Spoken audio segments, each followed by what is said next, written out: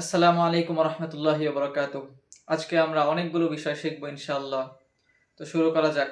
সর্বপ্রথম আমরা শিখব কোনো বিষয় সম্পর্কে কিভাবে প্রশ্ন করতে হয়। যেমন আমরা পড়েছি হাযা কিতাব, হাযা কিতাব, হাযা কিতাব। এটার অর্থ আমরা সকলেই জানি। হাযা কিতাবুন অর্থ হচ্ছে ইহা একটি কিতাব। হাযা কিতাবুন, ইহা একটি কিতাব। তো এটার শুরুতে যদি আমরা হাল লাগিয়ে দিই, হাল, হাল শব্দের অর্থ কি? হাল, হাল অর্থ কি? আর মা অর্থ কি? তো এই দুই কি এর মধ্যে পার্থক্য কি? যেমন আমরা যদি বলি হাল হাযা কিতাব, তাহলে অর্থ হবে এটা কি একটা কিতাব।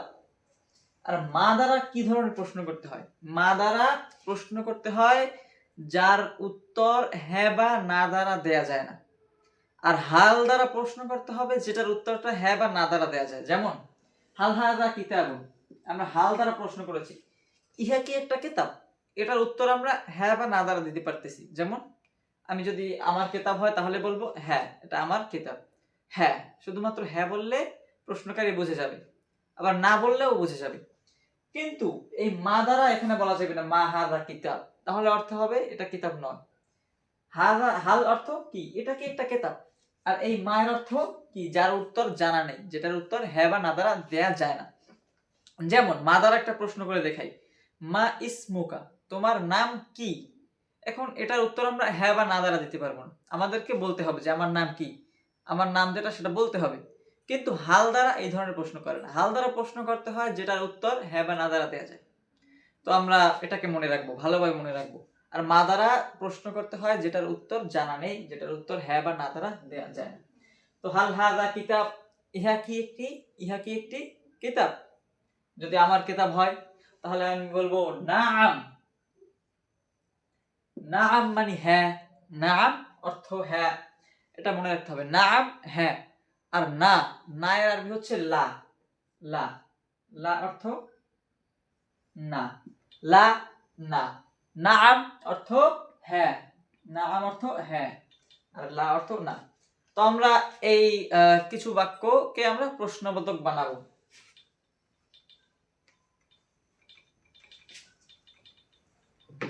যেমন হুয়া অর্থ সে, হুয়া অর্থ সে। মুআল্লিমুন, হুয়া মুআল্লিমুন, সে একজন শিক্ষক। হুয়া মুআল্লিমুন, সে একজন শিক্ষক। এটার আগে যদি আমরা হাল দিয়ে দেই তাহলে অর্থ হচ্ছে কি সে কি একজন শিক্ষক। এখন সে যদি শিক্ষক হয় তাহলে আমাদেরকে উত্তর দিতে হবে কি নাআম, নাআম হুয়া মুআল্লিমুন, নাআম হুয়া মুআল্লিমুন, নাআম হুয়া মুআল্লিমুন, সে একজন শিক্ষক। এখন যদি কোনো মহিলা সম্পর্কে প্রশ্ন করতে চাই যে সে কি একজন শিক্ষিকা, তাহলে আমাদেরকে বলতে হবে হাল হিয়া, হাল হিয়া। হি অর্থ হি, হুয়া হি, ইংলিশে বলা হয় হি। আর হিয়া এটাকে, এটাকে বলা হয় সি। তো হাল হিয়া মুআল্লিমুন হলো পুরুষের জন্য, আর মহিলাদের জন্য মুআল্লিমাতুন, মুআল্লিমাতুন। আমরা জানি শেষে একটি গোলতা দিতে হয়। হাল হিয়া মুআল্লিমাতুন, সে কি একজন শিক্ষিকা? না, না, হিয়া মুআল্লিমাতুন, না হিয়া মুআল্লিমাতুন, হ্যাঁ সে একজন শিক্ষিকা। তো আমরা কোন বাক্যের শুরুতে হাল দিয়ে দিলে সে বাক্য প্রশ্নবোধক হয়ে যাবে। এখন আমরা শিখব মা দ্বারা কিভাবে প্রশ্ন করে। মা, আমি আগেই বলেছি মা দ্বারা প্রশ্ন করতে হয় যেটার উত্তর হ্যাঁ বা না দ্বারা দেওয়া যায় না। যেমন আমাকে যদি কেউ জিজ্ঞেস করে তোমার নাম কি, এই ধরনের প্রশ্ন, এই ধরনের প্রশ্ন করতে হবে মা দ্বারা। যেমন তোমার নাম কি, এটার আরবি হচ্ছে মা, মা অর্থ কি। আর ইসমুন অর্থ নাম, ইসমুন শব্দের অর্থ নাম। তো আমরা পড়েছি কোনো কিছু তোমার বোঝাতে হলে শেষে কাফ দিতে হবে। তো ইসমুকা অর্থ তোমার নাম, ইসমুকা তোমার নাম। তো মা, মা অর্থ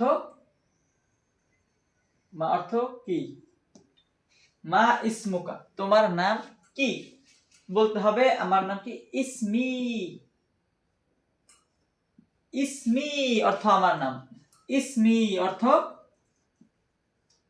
আমার নাম, ইসমি আমার নাম, ইসমি আমার নাম, আমার নাম কি যেটা হয় সেটা। তো আমার নাম হলো বাইজিদ, আমি এখানে বাইজিদ দিয়ে দিলাম।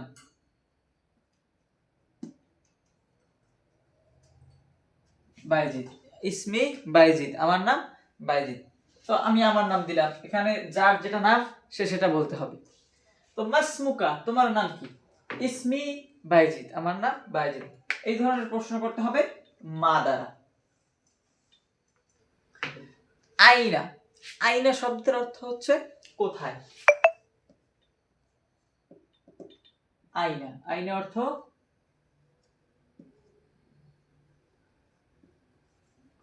আইনা অর্থ কোথায়। আমরা পড়েছি কিতাবুকা অর্থ তোমার বই, কিতাবি আমার বই, কিতাবুহু তার বই, আনা আমি, আংতা তুমি, হুয়া সে, হিয়া সে, এগুলো আমরা পড়েছি। তো এখন আমরা এইগুলোর মাধ্যমে কিছু প্রশ্নবোধক বাক্য বানাবো। যেমন আইনা, আইনাও একটা প্রশ্নবোধক শব্দ। যেমন আইনা, আইনা মানে কোথায়। আইনা আংতা, আংতা মানে কি, আংতা হচ্ছে, আংতা অর্থ তুমি, আংতা তুমি, তুমি। আংতা পুরুষের ক্ষেত্রে আর আংতি মহিলাদের ক্ষেত্রে। তো আমরা বলতে পারি আইনা আংতা, তুমি কোথায়, আইনা আংতা তুমি কোথায়। আমরা আই আংতার জায়গায় হুয়া দিয়ে যেতে পারি, হুয়া অর্থ সে, আইনা হুয়া সে কোথায়। যদি মহিলা হয় তাহলে বলতে হবে হিয়া, আইনা হিয়া সে কোথায়, আইনা হিয়া সে কোথায়, তুমি কোথায়, আইনা আংতা। আল আন, আল আন শব্দের অর্থ হচ্ছে এখন, আল আন অর্থ এখন, আল আন শব্দের অর্থ হচ্ছে এখন। আইনা আংতা আল আন, তুমি এখন কোথায়, আইনা আংতা আল আন তুমি এখন কোথায়। এখন আমরা বলবো আমি আছি মসজিদে বা কোনো স্থানে, কোনো স্থান কোনো কোনো কিছুর ভিতরে বোঝানোর জন্য ফি দিতে হবে, ফি, ফি অর্থ মধ্যে বা ভিতরে, মধ্যেই দিই আমরা, ফি অর্থ মধ্যে। ফিল কিতাব কিতাবের ভিতরে, ফিল মসজিদ মসজিদের ভিতরে। তো এই যে ফি আল মসজিদ দিলাম আমরা, আল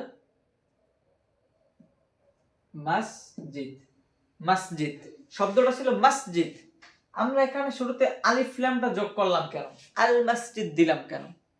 তো আমরা কোন কোন এসএমকে, কোন শব্দকে নির্দিষ্ট করার জন্য আলিফ লামকে ব্যবহার করা হয়, কোন শব্দকে নির্দিষ্ট করার জন্য আলিফ লামকে ব্যবহার করা হয়। যেমন ইংলিশে ব্যবহার করা হয় দা বা দি, আর্টিকেল বলা হয় এটাকে। এই আরবিতে এই আলিফ লাম হলো আর্টিকেলের কাজ করে, কোনো কিছুকে নির্দিষ্ট করে দেয়। আলিফ লামটা এই মসজিদটাকে নির্দিষ্ট করে দিয়েছে। তো এখন আমরা বলবো আমি আছি মসজিদে। আমাকে একজন প্রশ্ন করেছে যে আইনা আনতা আল আন, তুমি এখন কোথায়। উত্তর হবে আনা আমি, আনা ফিল মসজিদ, আনা ফিল মসজিদ। ফি অর্থ মধ্যে, ফি অর্থ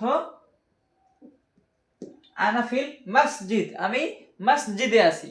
যদি ঘরে থাকেন তাহলে বলতে হবে আনা ফিল বাইতি, আনা ফিল বাইতি। এখন এই ফির একটা কাজ আছে, এই ফি একটা কাজ করে, সেটা কি, সে এসে পরবর্তী যে শব্দটা থাকে সেই শব্দটার শেষে জের দিয়ে দেয়, সেই শব্দটার শেষে জের দিয়ে দেয়। এ কারণে হচ্ছে ফিল মসজিদি, ফিল বাইতি। ফির কাজ কি এটা আমাদেরকে মনে রাখতে হবে, এটা একটা গুরুত্বপূর্ণ বিষয়। এই ফি তার পরবর্তী শব্দের শেষে জের দিয়ে দেয়, জের। তো ফিল মসজিদু এসব বলা যাবে না, বা ফিল মসজিদা এরকম না, ফিল মসজিদি, আনা ফিল মসজিদি, আমি মসজিদে আছি। যদি ঘরে থাকি তাহলে বলতে হবে আনা ফিল বাইতি। আইনে দ্বারা আমরা কিছু প্রশ্ন শিখলাম, আইনে দ্বারা কিভাবে প্রশ্ন করতে হয়। এখন যদি আমরা প্রশ্ন করতে হয় সে কোথায়, আইনা হুয়া, তোমার কেতাব কোথায়, আইনা কিতাবুকা, আমার কেতাব কোথায়, আইনা কিতাবি, আমার কলম কোথায়, আইনা কলামি, আমার ঘর কোথায়, আইনা বাইতি, তোমার ঘর কোথায়, আইনা বাইতুকা, এভাবে আমরা বলতে পারি।